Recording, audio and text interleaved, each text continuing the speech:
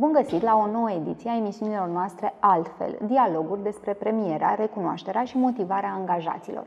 Sunt Oana Pascu, fondatoarea Complice.ro, furnizor și curator de experiențe memorabile pentru persoane fizice și companii și o am astăzi alături de mine pe Andreea Ion, în prezent Group HR Director la Druckfarben. Andreea, bine ai venit! Bine te-am găsit, Oana, și mulțumesc tare mult pentru invitație. Cu drag!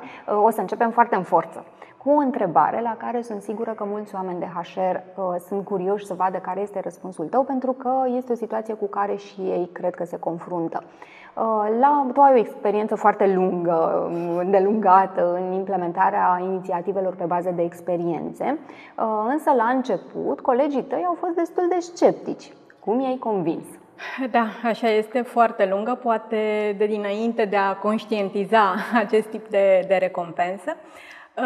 Întâmplarea sau situația la care faci tu referire mă duce undeva 10-12 ani în urmă, atunci când eram într-o companie de producție și practic a fost întâi o schimbare de paradigmă de a convinge, n-a fost nevoie să conving, de a vinde, să zic, ideea către managementul companiei, pentru că toată lumea era obișnuită ca premiile, partea aceasta de, bonusare, să meargă către echipele de vânzări. Da. Și atunci a fost o schimbare de paradigmă, pentru că am încercat să implementez concursurile, premiile și așa mai departe și în celelalte departamente din companii, în departamentele de suport, dar chiar și în departamentele de producție și de logistică.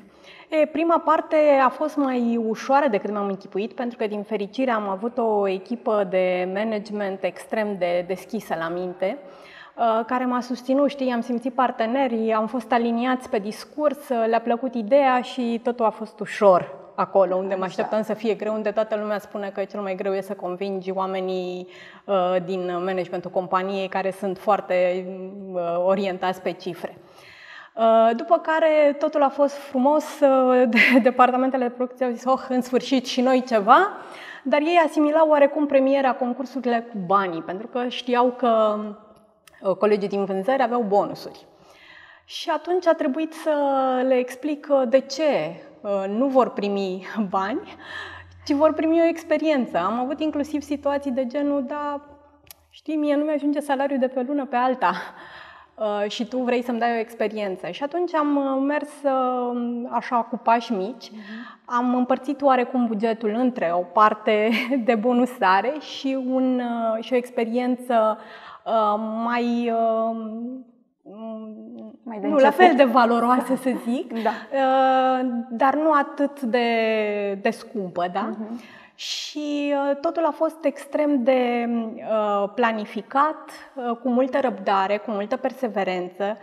Eu am crezut foarte mult în acest tip de rewarding și atunci am perseverat ca oamenii de vânzări, care dacă cred în produsul respectiv îl vor și vinde cu succes.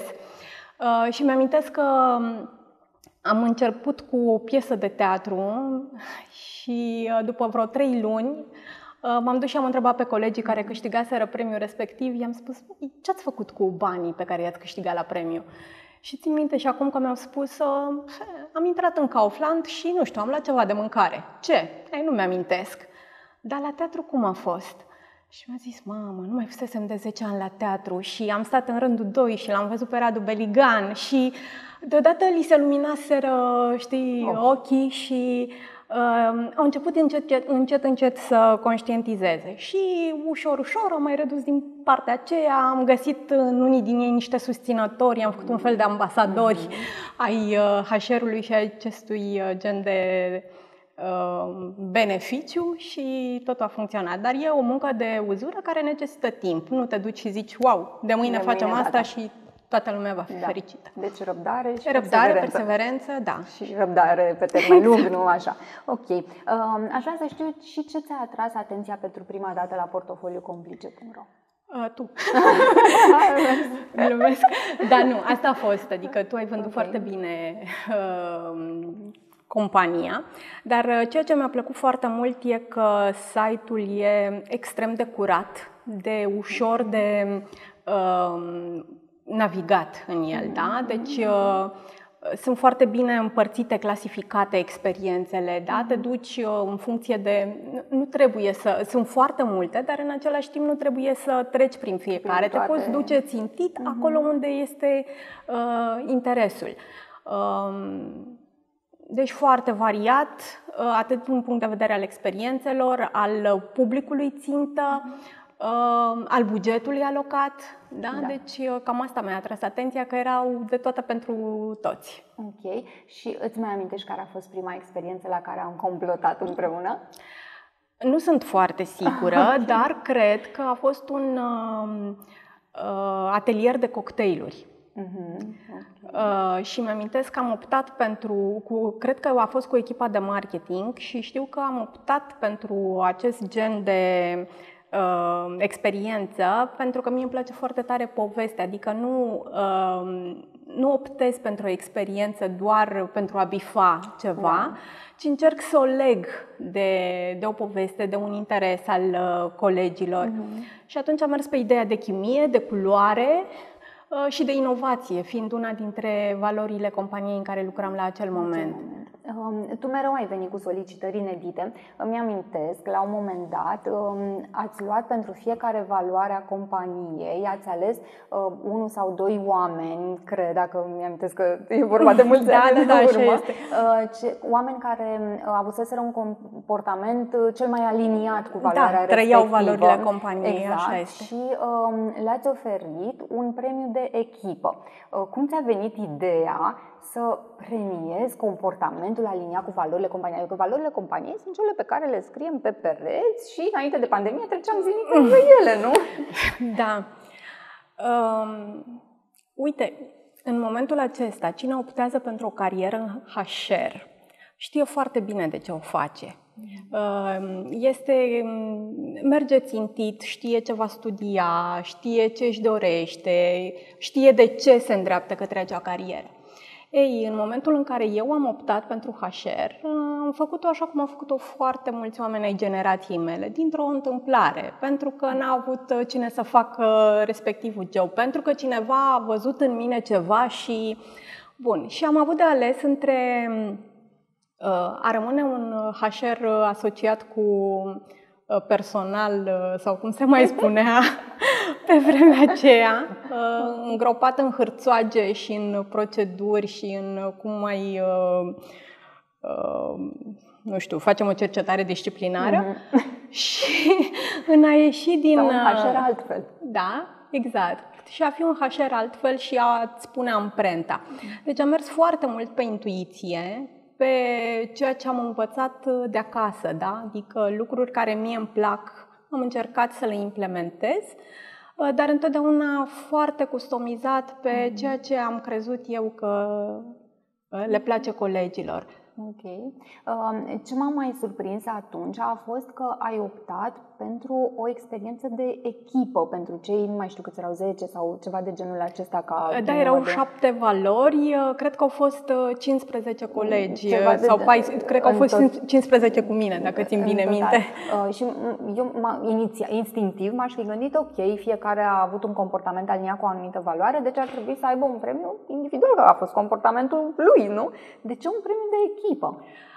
Pentru că valorile erau ale companiei. Mi s-a părut că această experiență de echipă îi va lega pe ei. Vor putea să vorbească la serviciu despre respectiva experiență, să șeruiască cu ceilalți colegi, să devină aspirațional pentru ceilalți.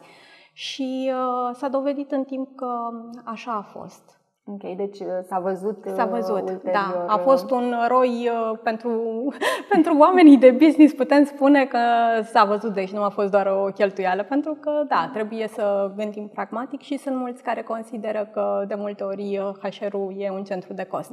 Dar dacă știi să investești, exact, și să și cuantifici ceea ce ai investit, eu cred că poți să dovedești. Cum cuantifici efectul experiențelor implementate? Cum cuantific? Păi, în primul rând, feedback de la colegi. La cald sau la rece? Că spuneai mai devreme că și la cald și la rece. Eu inclusiv exit interviul da, ca să înțelegi puțin, îl fac și la cald și la rece. Adică întotdeauna iau un feedback, un exit interview, să zic, colegului atunci când părăsește compania și întotdeauna revin către el. Nu întotdeauna primesc răspuns, că o fac pe e-mail, dar în 60-70% din cazuri primesc răspuns. Revin către el peste 3 luni sau peste 6 luni. Și știi cum se spune, nu întotdeauna iarba e mai verde de partea cealaltă a gardului. Și după ce ai intrat într-o companie, deja simți că lucrurile nu mai sunt cum ți le-ai imaginat, exact. Și de asta sunt învățată, sau ăsta este principiul meu de HR, de a nu lua feedback doar în momentul respectiv, ci a testa dacă consistența unei acțiuni și după o anumită perioadă. Dar o abordare foarte interesantă, n-am mai auzit până acum, sincer, la nimeni. Sincer, nici eu n-am mai auzit-o. Da, și nici noi, acum mă gândesc că ne luăm inspirație, nici noi nu cerem, adică noi cerem feedback după experiențe clienților la cald. Nu facem și la rece. Și uite, este un punct bun de vedere. Ok, acum ne apropiem cu pași mai rapizi probabil decât ne-am dorit de Crăciun și cumva asta mi-a reamintit că la un moment dat de 1-8 martie, în loc de mărțișorul tradițional, ai oferit doamnelor din compania la care lucrai la momentul respectiv o proiecție privată pentru un film cumva cu semnificație într-un studio VIP și introducerea a fost făcută chiar de doamna Margareta Irina Nistor. Da. Care a fost vibe-ul echipei? Cum a schimbat starea de spirit acest tip de eveniment? Deci a fost absolut minunat. Unul, că doamna Irina Margareta Nistor reprezintă un simbol nu doar, indiferent de vârsta participantelor. Deci am încercat să găsesc un om care să aibă ce să împărtășească din punct de vedere al filmului, dar în același timp să reprezinte un simbol pentru orice colegă a fost la respectiva proiecție, indiferent că avea 25 de ani sau 60 de ani și se apropia de pensionare. Că în compania respectivă diversitatea era... Da, și așa este și în compania în care sunt acum, exact. Okay. Și în general cred că companiile de producție, de astea le și iubesc. Eu am început în banking, dar iubesc foarte tare companiile de producție pentru că îți oferă o diversitate extraordinară, atât din punct de vedere al vârstei, cât și al studiilor, al genului.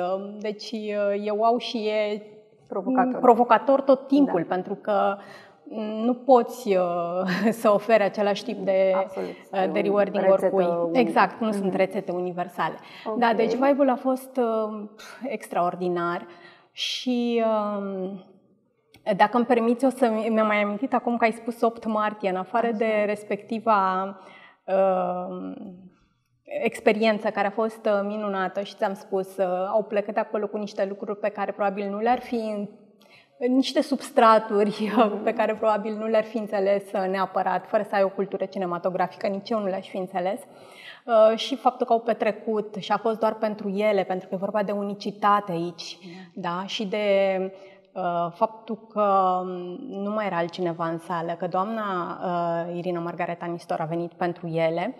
Deci a fost un vibe, le-au povestit și colegilor, deci a fost minunat. Dar pentru că ai vorbit de diversitate, mi-am amintit de o altă experiență pe care am implementat-o tot de un 8 martie, cu un atelier de design floral. Și este minunat să vezi cum se schimbă dinamica lucrurilor. De exemplu, colegele din producție sau din depozit sunt foarte manuale, foarte îndemânatice. Și deodată te-ai trezit că în echipele în care au fost puse au preluat controlul și au început să-și învețe ele managerul. Și adică și-au setat foarte bine teritoriul, să zic așa. Fiecare și-a pus în valoare aturile și a fost o lecție foarte faină pentru că au înțeles că fiecare este bun într-un anumit context și fiecare poate fi cel care conduce o operațiune în funcție de contextul respectiv. Eu cred că e o vorbă care zice că oricine este mai bun decât tine în cel puțin o privință. Cu siguranță. Dar nu totdeauna suntem instinctiv capabili să înțelegem asta. Pentru că aveam multe colege care aveau senzația că stai, mă stau mai în spate puțin, că e șefa și de fapt și-au dat seama că șefa e șefă dintr-un anumit context și este foarte bună în domeniul respectiv, dar că dacă ar fi fost într-o altă conjunctură, probabil că lucrurile ar fi stat diferit. Și le-a legat foarte mult, adică au început, fiecare a avut atul ei în relație pe viitor. Acum, după această experiență îndelungată, cum se văd de la tine rezultatele inițiativelor bazate pe experiențe? Eu cred că sunt, în primul rând, rezultate pe termen lung. Da? Dacă orice majorare de salariu te obișnuiești cu ea foarte repede, nu că n-ar fi binevenită, Doamne iartă-mă, este, dar ne obișnuim, uităm, am intrat în Kaufland, oare cât să fie așa, o diferență uimitoare? Se poate întâmpla dacă, ești un șef de departament și te duci într-o companie, ok, va fi. Dar atâta timp cât rămâi în aceeași companie sau treci într-o altă companie pe o poziție similară, atunci lucrurile nu vor fi dramatic. Pe când o astfel de experiență e marcantă, ți-o amintești ani de zile. Și mai mult, chiar dacă angajatul respectiv părăsește compania, va asocia tot timpul acea experiență cu compania respectivă. Mai mult, dacă experiența este customizată, și eu am făcut asta împreună cu echipa mea, cunoscând, știam și știu și acum, dar acolo unde am implementat cele mai multe experiențe, știam fiecare angajat. Ce îi place, ce îi place copilului. Adică era ușor să îi dau ceva ce știu că și-ar fi dorit. Că era o doamnă care ea și-a dorit toată viața ei să fie pe scenă. În fine, foarte de demult activase într-o trupă din asta de amatori și am dus într-un context din ăsta unde la început a plâns, după care, s-a bucurat de experiență. Exact, foarte, foarte. Dar e foarte important să cunoști, pentru că dacă duci, de exemplu, pe cineva care are frică de înălțime să dea cu parașuta, exact, s-ar putea să fie deci e important să nu doar să bifezi experiența și să cheltui bugetul pe care l-ai alocat, ci să-i faci cu adevărat să fie memorabil.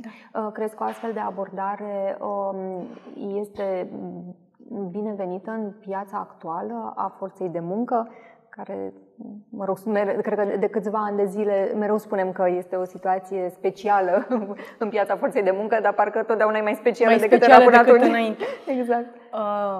Eu nu cunosc alta mai bună. Poate există, dar nu știu eu.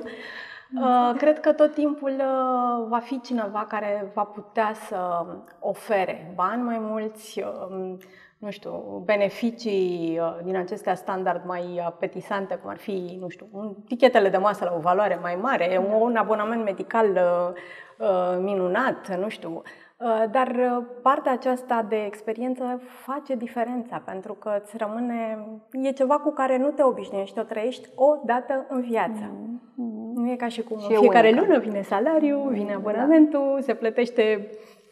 Deci e unic și îți rămâne în minte. Ok.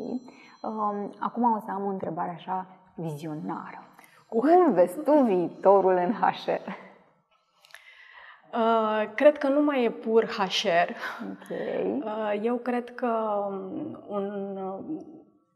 un HR, ca să conteze și ca să facă diferența, trebuie să fie și marketing, pentru că nu va fi niciodată la nivelul unui om de marketing, dar să aibă cunoștințe de marketing, de PR, de business, de financiar. Deci eu, ca să nu dispărem, pentru că se pot externaliza foarte ușor niște procese de HR, cred că trebuie să contăm. Și cred foarte tare în utilitatea funcției de HR, pentru că poate face diferența într-o companie, atât pentru business, cât și pentru oamenii de acolo. Dar dacă nu va conta și se va prefera să se externalizeze anumite servicii, atunci va fi trist. Da, a face diferența, totdeauna face diferența.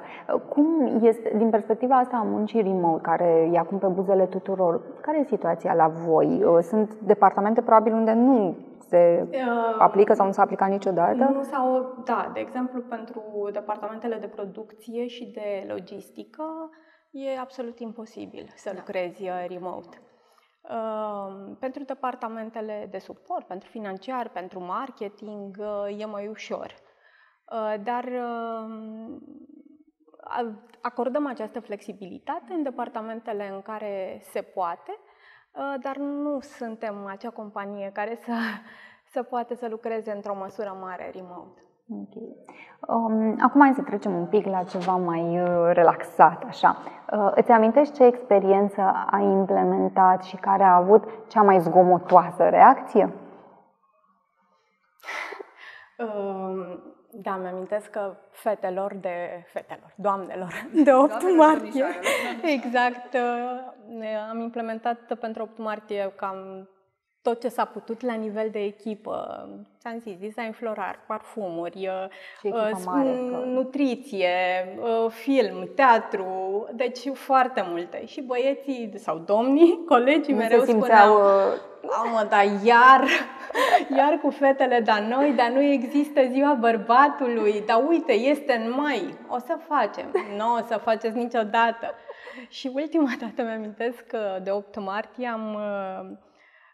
am adus pe cineva, le-am machiat pe colege, le-am făcut poze, am făcut așa un fel de expoziție cu fotografiile lor și băieții au zis, ia uite-le, iar s-au aranjat, iar facem poze frumoase. Și în mai am improvizat în sala de ședințe cu cei de la Barbershop, cred, un mini studio, să zic așa, pentru ei. Și în momentul în care au intrat, întâi au zis, păcăleală, după aceea au venit și băieții, erau foarte fancy cei stiliștii. Și când și-au dat seama că e chiar pe bune, deci a fost revoluție atunci în companie. Da. Spuneai că ai implementat o grămadă de experiențe. Este vreuna pe care ți-ai dorit să o implementezi și nu ai reușit încă? Da.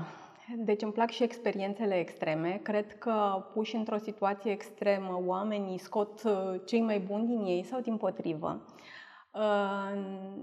N-am fost nici eu suficient de curajoasă pentru că n-am simțit niciodată că în fine, echipa în care sunt e destul de solidă cât să poată să ducă această provocare. Dar da, mi-ar plăcea o situație extremă. Și când zici extremă, la ce te gândești? Nu știu, să rămânem undeva într-o pădure.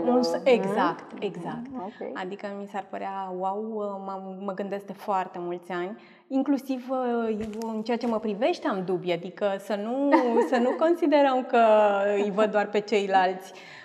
Adică și mie ar fi interesant și pentru mine personal să testez niște limite, dar într-adevăr puțin mi-e frică și de reacțiile mele. Dar cred că ar fi interesant și cred că ar putea să facă... Ideea cu astfel de experiență, dacă iese, unește atât de mult... Dar pe de altă parte, dacă nu iese, poate să destrame. Așa este. Da. Dar este ceva ce mi-ar plăcea să implementez. Personal, ți-ar plăcea ce alte experiențe ți-ar plăcea să testezi personal? Să sar cu parașută. Și ce te oprește? Soțul. Nu are o delegație, ceva? Glumesc, nu.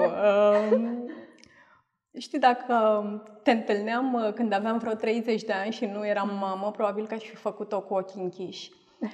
Dar acum, în fine, sunt anumite priorități și responsabilități. Adică mi-amintesc un drum către Istanbul în care au fost așa niște turbulențe și s-a învârtit avionul vreo oră. Și mi-amintesc că am avut un sentiment nu de teamă că s-ar întâmpla ceva, ci de teamă că dacă s-ar întâmpla ceva, ce s-ar întâmpla cu fetița mea, știi? Care nu era cu mine. Asta mă ține puțin, dar ți-am zis, o voi face, sunt sigură. Ea. O să crească, exact. Și mergeți amândouă. Da. Am înțeles. În fine, mi se pare puțin risc advers pe partea asta, e mai mult în zona aceea de teatru, da, mai văd mai degrabă cu nepoata mea, cu nepoțica mea, dar cine știe, se mai schimbă.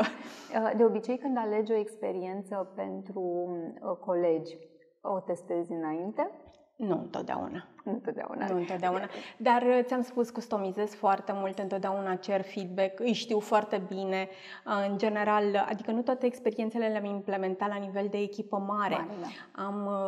De exemplu, am implementat un soft de HR tot în compania în care lucram înainte și în momentul în care l-am populat, am populat inclusiv cu hobby-urile oamenilor, pentru că au fost așa niște mini-interviuri.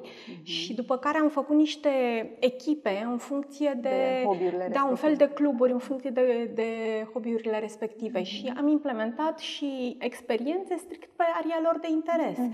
Adică descopereai mare din moment ce aveți informația. Foarte interesant. Da. Aici o să povestesc un pic că la începutul colaborării noastre, primul lucru care m-a impresionat a fost când tu pregăteai un eveniment anual al companiei, cred, undeva spre final de an, și căutai niște experiențe să le incluzi în acel eveniment. Și după ce am povestit noi, am tras concluzia că o experiență de realitate virtuală s-ar potrivi cel mai bine în concept. Iar tu nu mai experimentasei până atunci realitatea virtuală și ți-ai făcut timp special și am mers împreună în studioul de VR. Am uitat asta. De asta te-aș întreba, ai experimentat pe propria piele ca să poți să tragi o concluzie în cunoștință de cauză dacă li se potrivește sau nu oamenilor tăi? Da, pentru că nu aveam nicio idee. Adică dacă la celelalte puteam să anticipez niște lucruri, unele din ele le încercasem într-un alt context, adică știam, aveam un minim de informații care să mă ajute să-mi dau seama. Mi se părea și s-a dovedit a fi așa, experiența pe care mi-ai propus-o foarte potrivită pentru eveniment, pentru că acum mi-am amintit, respectivul party a fost Călători în viitor și a fost ceva cu capsula timpului și așa mai departe, și se potrivea minunat experiența, dar nu aveam nicio idee, adică nu era palpabil pentru mine și... Până când nu testezi acolo, clar, e foarte greu să-ți dai seama. Și acum mi-amintesc că am fost undeva sus. Da. Bun, și acum ultima întrebare ar fi, dacă ai fi în bocancii mei, ca să zic așa, ce experiență ai introduce în portofoliul Complice? Nu știu, sincer, ai atât de multe și văd tot timpul când intru pe site-ul Complice, văd și lucruri noi. Adică ai implementat inclusiv voucherul acela care oferă flexibilitate ca cineva să-și aleagă, dacă nu-l cunoști destul de bine. Am văzut că ai implementat inclusiv experiențe de genul tată-fiu, mamă-fică, adică acum vreo 2 ani dacă mă întrebai, sau 3 sau știu eu ce, ți-aș fi recomandat acest gen de experiențe, dar am văzut că acum ai implementat și asta. Te întrebam că poate mai e ceva și să mă inspir. Deci chiar nu știu, știi ce, aș fi puțin mai darnică în zona aceea de oameni, de personalități. Cred că noi toți avem nevoie de modele. Și poate acolo aș face puțin mai bogat portofoliu. Dar altă idee nu-mi vine. Dar promit că dacă cumva e ceva așa care mi se pare wow și merită share-uit, cu siguranță o să-ți spun. Îți mulțumesc frumos. Îți mulțumesc frumos, Andreea, pentru că ai acceptat invitația noastră și aștept cu nerăbdare să complotăm oricând este cazul. Și eu îți mulțumesc tare mult că m-ai invitat. Iubesc partea asta de HR, cred că face diferența și cred că e viitorul și a fost și trecut un HR, doar că ți-am spus, nu era palpabil, nu-l cuantificam atât de ușor, nu-i spuneam pe nume. Vă mulțumim și vouă pentru că ne-ați urmărit și de data aceasta. Ca de obicei, vă dorim să trăiți experiențe memorabile și altfel. Îi mulțumim și partenerului nostru Complice Culinarion pentru că astăzi ne-a primit în acest decor de wine casino și ne auzim data viitoare.